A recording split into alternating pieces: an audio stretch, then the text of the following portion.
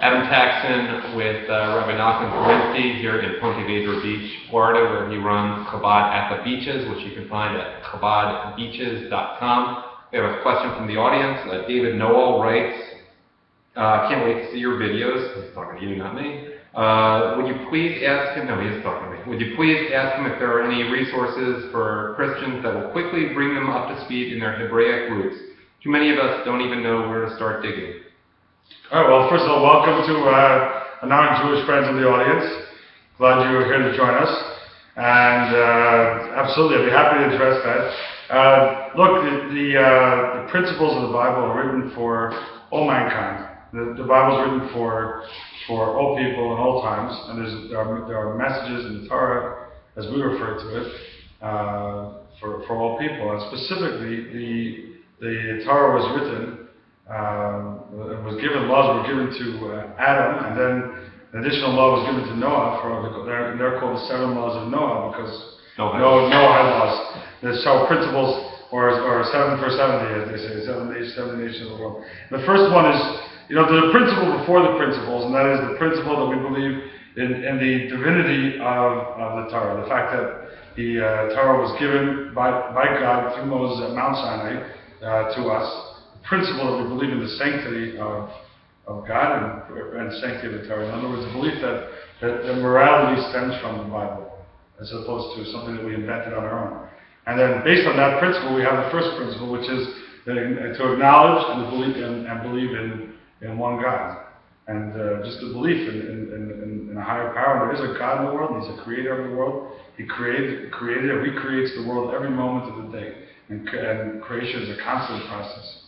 And then we have the second principle, which is, as frustrated as we might be, as upset as we might get, we can't use the words, can't be cursed in God's name. We have to be careful about that. God's name is very holy and powerful, and it needs to be treated as such.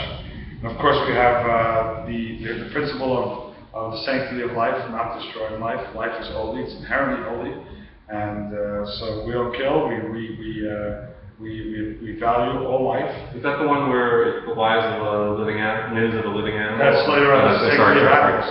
We have the sanctity of marriage, right, which is the belief in the Torah commands all mankind to have a stable home environment and be loyal to your spouse and to stay. And marriage is a principle that's the bedrock of our society. It should be. And to bring something controversial up, that also means homosexual isn't okay for non-Jews either. Well, it means a conventional marriage. Having a stable home is what's required by the Torah. And we have also respect of others' properties. Not stealing, being honest about business dealings.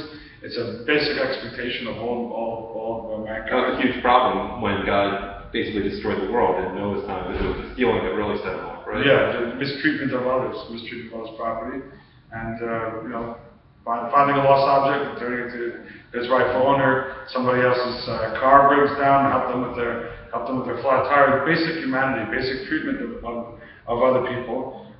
Then that leads us to the one you mentioned, eating the liver of a live animal. In other words, respecting God's creatures. Now, it is okay to eat meat, for example, but it's not okay to be cruel to the animal. Mm-hmm. We have our treatment on. We value human life over animal life, according to the Bible, but that doesn't mean that we can mistreat animal life. So there's a balance.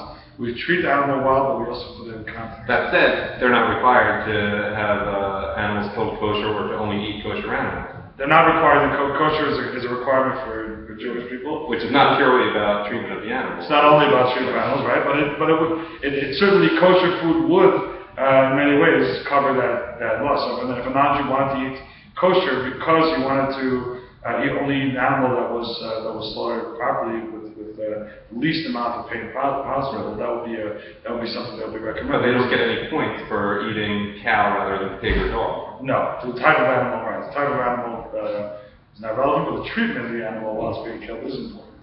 And of course, the belief in the justice system is important.